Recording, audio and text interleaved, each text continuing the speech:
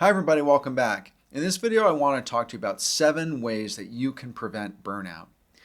Now the work environment today is really intense and burnout is a real thing. Gary Vee talks about the hustle and the 24/7 kind of workhead. And when it comes down to it, doing that consistently for a long period of time can lead to burnout. Here are some of the warning signs. So things like feeling of distraction or cynicism or lack of efficiency or loss of sleep, feeling a level of anxiety or depression, feeling tired or not motivated, or feeling overwhelmed or too busy absolutely all the time. This is a particular problem for type A personalities or high achievers. I personally have my own experience with burnout. About 4 years ago, I left a long corporate career after experiencing some serious burnout. And I went off on my own, started my own agency. And over that period of time, I really kind of thought about and collected a bunch of tools and methods that you can use to prevent that level of burnout in yourself. They're simple and effective tools, and they'll help you break the cycle of those kind of actions that can lead to burnout before they break you. So the first method is, number 1, you are what you eat. Garbage in, garbage out. Being under stress consumes a lot of physical fuel, and when you're under stress, it's really easy to let healthy things go. So eating healthy or working out, things of that nature. And so you want to make sure that your body stays fueled in order to kind of fuel yourself through those stressful periods, because not taking care of yourself can really exacerbate that problem. So you want to make sure that you're working out, you're getting rest, you're getting outdoors, you're eating healthy, and you also want to pamper yourself a little bit with things like meditation or a massage, or using incense, or taking baths, or meditating. Those sorts of things can really help fuel your body and your mind to make it through times of stress. Number 2 is you want to get creative. You want to find some creative outlet. In the Journal of American Art Therapy, they've found that creativity is a really powerful de-stressor. In fact, my wife is an art therapist and works in a psychiatric hospital, and she uses and practices art therapy for psychiatric patients. It's incredibly de-stressing. And creating art naturally lowers stress levels. So try picking up a sketchbook and just doodling or collaging for a half an hour. Don't think about your level of talent. You don't have to be an artist to do this. You don't need to create a masterpiece. Just let that thought go. You want to just use some sort of simple expression, some sort of doodling, even coloring and coloring books. Adult coloring books are like totally a thing right now.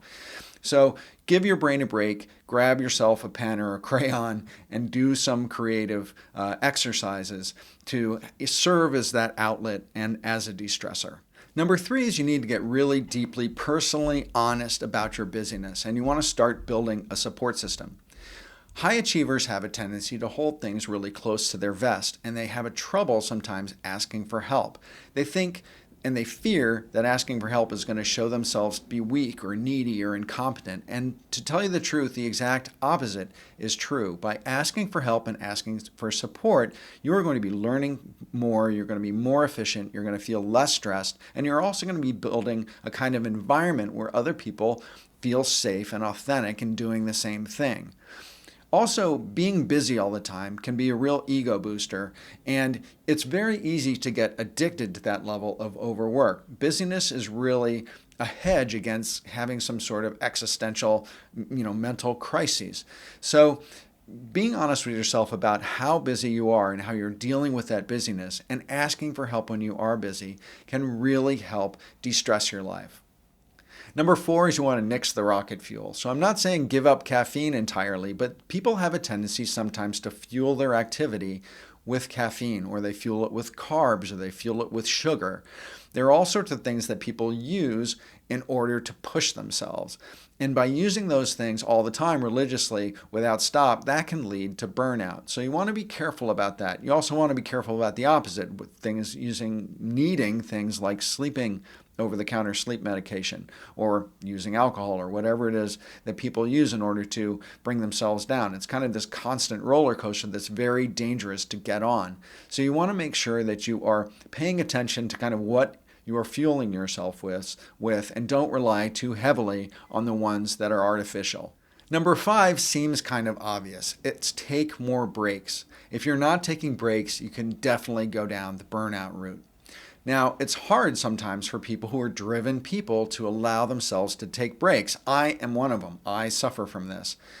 But I give you permission. It's absolutely okay to take breaks. And the more breaks you take, the more efficient you're actually going to be. And the alternative to taking breaks is burnout. And I tell you, that sucks.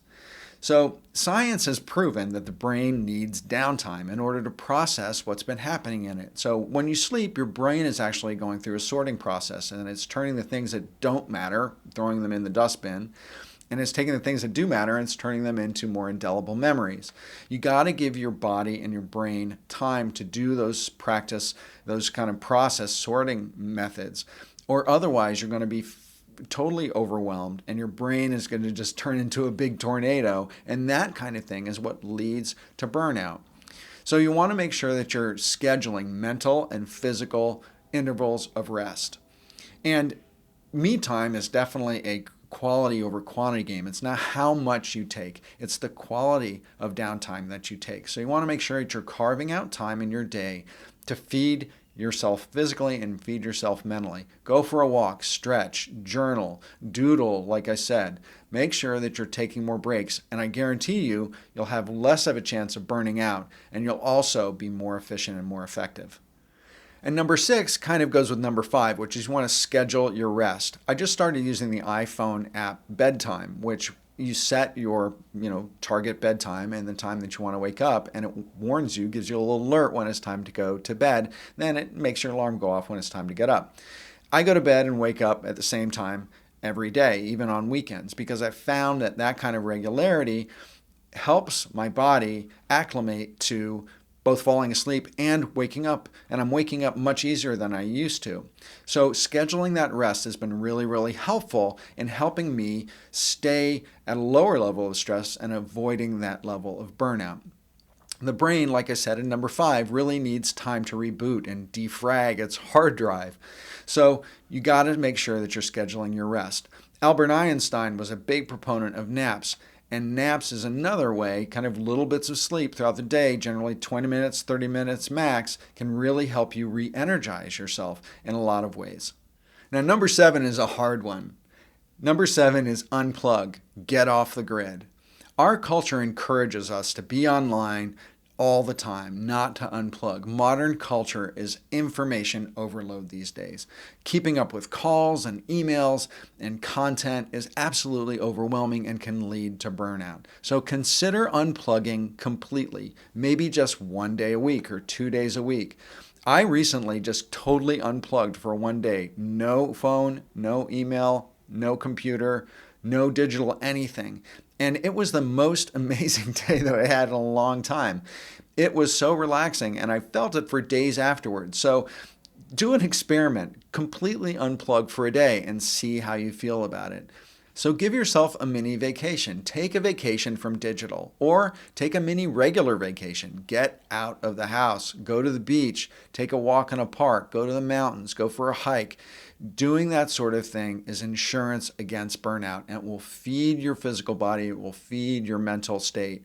And I guarantee you it can be really, really helpful in making sure that you're efficient and effective and heading down the right path and away from burnout. So that's it. I hope you enjoyed this video on 7 ways to avoid burnout. And if you did, please hit subscribe below so you can see my videos when they come out, and visit me at philipvandusen.com. I'd love to help you with your brand strategy, your brand design, or even your professional creative career. And with that, thanks again for watching. Bye for now.